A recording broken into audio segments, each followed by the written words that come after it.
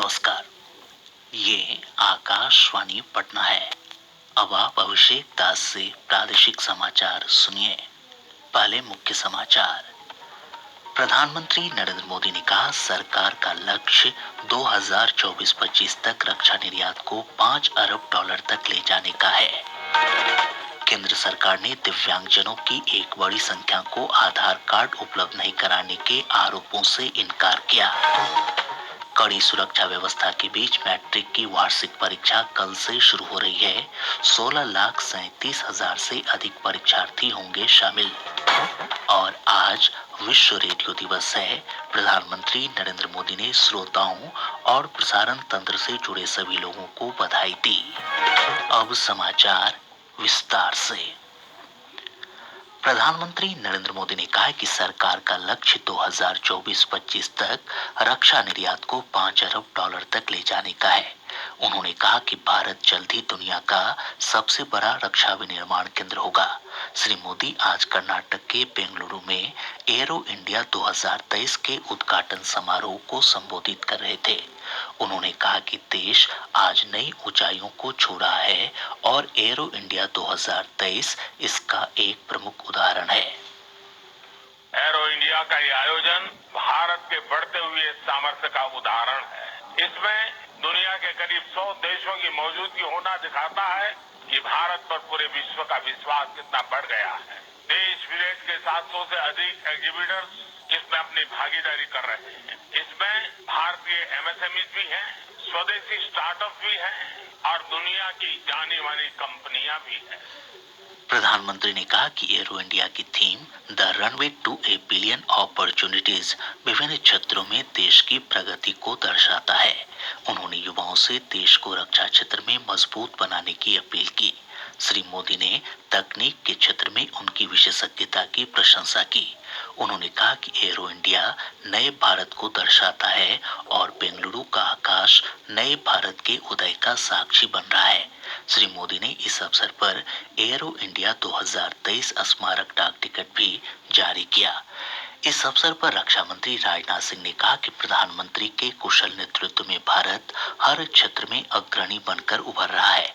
उन्होंने कहा कि एरो इंडिया ने रक्षा क्षेत्र को एक नई ताकत प्रदान की है। श्री सिंह ने कहा कि यह स्पष्ट है कि प्रधानमंत्री भारत की अर्थव्यवस्था के विकास के लिए प्रतिबद्ध हैं और एरो इंडिया इसका परिचायक है। Arrow India arrow space sector का शोकेस है, जिसकी दो इम्पोर्टेंट कैरेक्टरिस्टिक्स हैं, height and speed. Arrow India भी उन्हीं स्तंभों में से एक है जिसने कदम दर कदम भारतीय रक्षा क्षेत्र को मजबूती प्रदान की है और इसे दुनिया में एक नई पहचान भी दी है। इस आयोजन में अनेक देशों के defence ministers, service chief, CEOs, officials और डेलीगेट्स भाग ले रहे हैं। हमारी संवाददाता ने बताया कि एरो इंडिया शो रक्षा उत्पादन में भारत की बढ़ती ताकत को पेश करता है।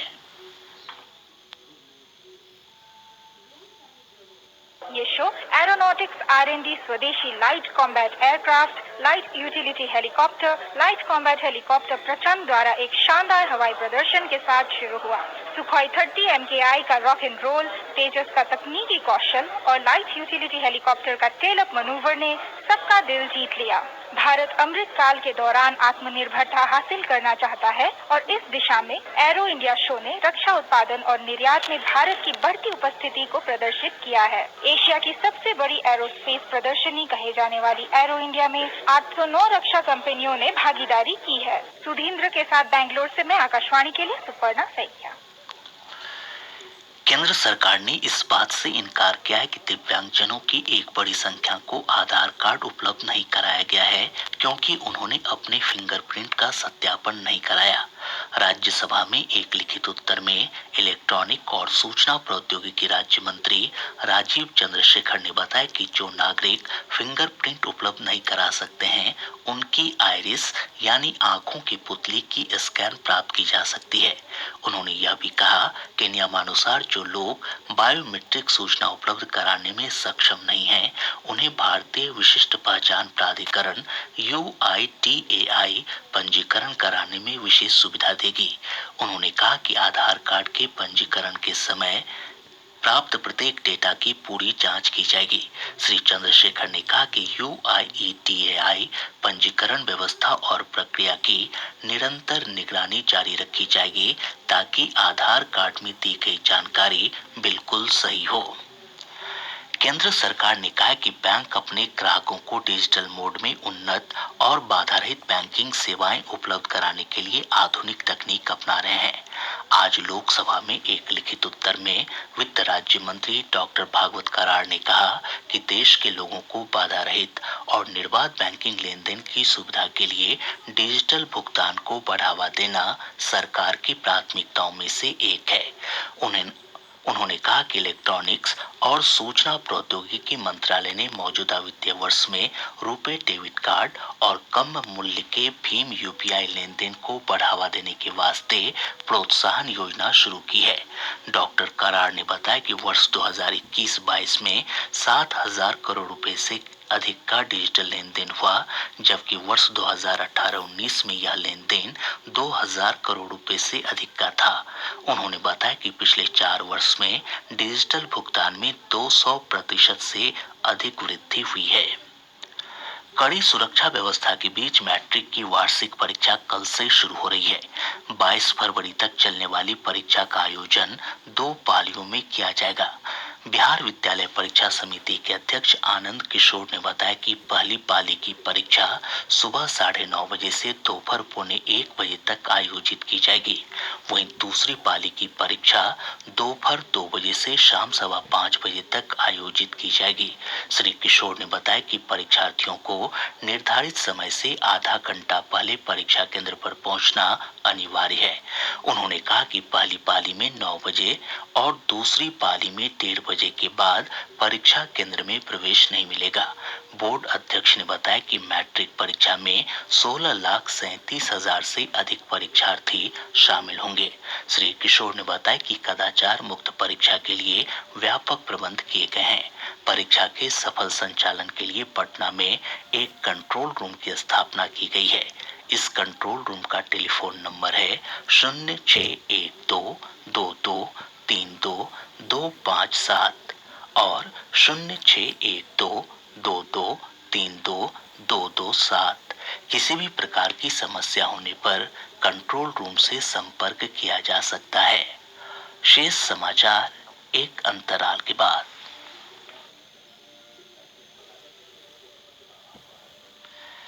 प्रादेशिक समाचार आप आकाशवाणी पटना से सुन रहे हैं। आज विश्व रेडियो दिवस है। रेडियो के महत्व के बारे में जनता और मीडिया के बीच जागरूकता बढ़ाने तथा रेडियो के माध्यम से सूचना तक लोगों की पहुंच प्रोत्साहित करने के लिए हर साल यह दिन मनाया जाता है। विश्व रेडियो दिवस के 12वें संस्करण की थीम रेडियो एंड पीस है। यूनेस्को का कहना है कि संघर्ष की रोकथाम और शांति निर्माण के लिए स्वतंत्र रेडियो महत्वपूर्ण माध्यम है। आज रेडियो की अनूठी शक्ति को याद करने का भी दिन है, जो दुनिया के हर कोने से लोगों को एक साथ लाता है। प्रधानमंत्री नरेंद्र मोदी ने विश्व रेडियो दिवस के अवसर पर लोगों को बधाई दी है। एक ट्वीट में श्री मोदी ने इस अवसर पर सभी रेडियो श्रोताओं, आरजे और प्रसारण व्यवस्था से जुड़े अन्य सभी लोगों को बधाई दी।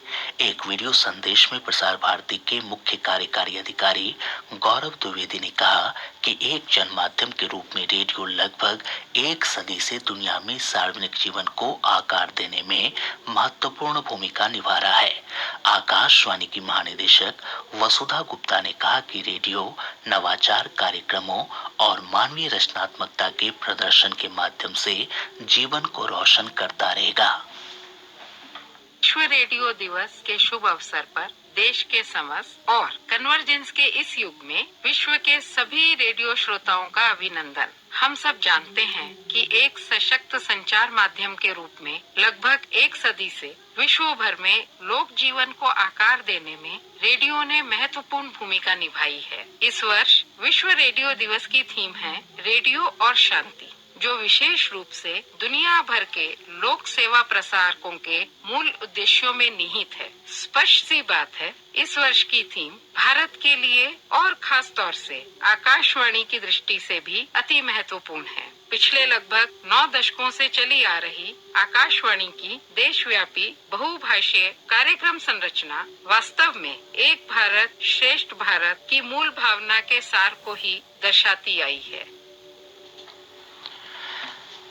तेज सर्द पछुआ हवा के कारण प्रदेश के अधिकतर हिस्सों में न्यूनतम तापमान में 4 डिग्री सेल्सियस तक की गिरावट दर्ज की गई है।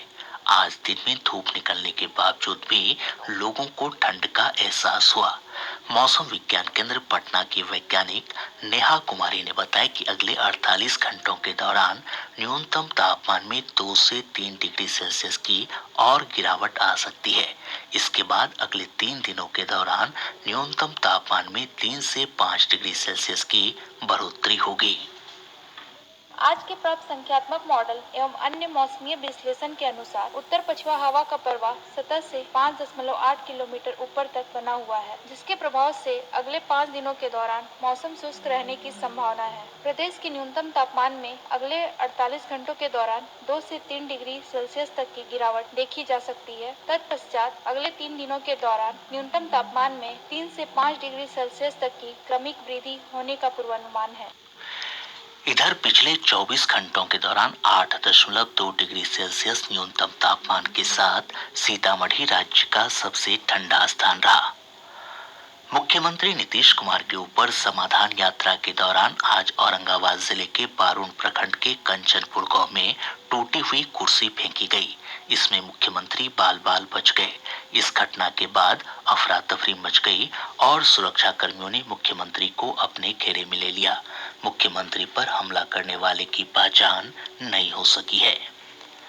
पटना के पाटलिपुत्र खेल परिसर में राष्ट्रीय अंतर जिला जूनियर एथलेटिक्स मीट नीड जैम संपन्न हो गया। इन खेलों में बिहार ने अब तक का सर्वोत्तम प्रदर्शन किया है। एक रिपोर्ट। बिहार के खिलाड़ियों ने पहली बार इस आयोजन के अंतर्गत विभिन्न प्रतियोगिताओं में 3 स्वर्ण, 1 रजत और 3 कांस्य समेत 7 पदक जीते। इससे पहले राज्य का 5 पदक जीतने का रिकॉर्ड था। जमुई जिले के खिलाड़ियों ने 4 पदक प्राप्त किए, जबकि रोहतास, पटना और सीवान जिले के खिलाड़ियों को 1-1 पदक मिले हैं। जमुई के अभय पांडे ने ट्रायथलॉन में स्वर्ण पदक जीता, वहीं सीवान की अलका कुमारी ने गोला फेंक और रोहतास के पीयूष राज ने हेक्साथलॉन ग्रुप ए में स्वर्ण पदक जीता। इसके अलावा जैवलिन, शॉटपुट और दौड़ में बिहार के खिलाड़ियों ने पदक अपने नाम किए। नीट जैम में देश के कुल 599 जिलों के 6000 से अधिक खिलाड़ियों ने हिस्सा लिया। यह प्रतियोगिता पहली बार बिहार में आयोजित की गई थी। नीट जैम देश की सबसे बड़ी खेल प्रतिभा खोज प्रतियोगिता है। समाचार कक्ष से मैं कामिनी ठाकुर। दिल्ली में आयोजित अखिल भारतीय विश्वविद्यालय राइफल शूटिंग प्रतियोगिता के 3B प्रतिस्पर्धा में सहरसा के देवांश प्रिय ने दूसरा स्थान प्राप्त कर रजत पदक जीता है। इधर पुद्दुचेरी में आयोजित 38वीं राष्ट्रीय सीनियर ताइक्वांडो प्रतियोगिता में बेगूसराय के सौरभ कुमार ने अंडर 63 भार वर्ग में कांस्य पदक जीता। समस्तीपुर स्थित एक आभूषण दुकान से पिछले दिनों लगभग 1 करोड़ रुपए मूल्य के जेवरात लूट के मामले में एसटीएफ ने मुख्य आरोपी अंजलि को पटना से गिरफ्तार कर लिया है। कैमूर जिले के अलग अलग थाना क्षेत्रों में पैक्स गोदाम से धान चोरी करने वाले गिरोह का पुलिस ने भांडाफोड़ किया है। पुलिस अधीक्षक ललित मोहन शर्मा ने बताया कि गिरोह के 4 सदस्यों की गिरफ्तारी हुई है। शेखपुरा में पिछले दिनों एक बैंक कर्मी से 12.5 लाख रुपए की लूट के मामले में पुलिस ने 3 अपराधियों को गिरफ्तार किया है। और अब अंत में मुख्य समाचार एक बार फिर। प्रधानमंत्री नरेंद्र मोदी ने कहा, सरकार का लक्ष्य 2024-25 तक रक्षा निर्यात को $5 अरब तक ले जाने का है। केंद्र सरकार ने दिव्यांगजनों की एक बड़ी संख्या को आधार कार्ड उपलब्ध नहीं कराने के आरोपों से इनकार किया। कड़ी सुरक्षा व्यवस्था के बीच मैट्रिक की वार्षिक परीक्षा कल से शुरू हो रही है। 16,37,000 से अधिक परीक्षार्थी होंगे शामिल। और आज विश्व रेडियो दिवस है। प्रधानमंत्री नरेंद्र मोदी ने श्रोताओं और प्रसारण तंत्र से जुड़े सभी लोगों को बधाई दी। इसके साथ ही आकाशवाणी पटना से प्रसारित प्रादेशिक समाचार का ये अंक समाप्त हुआ।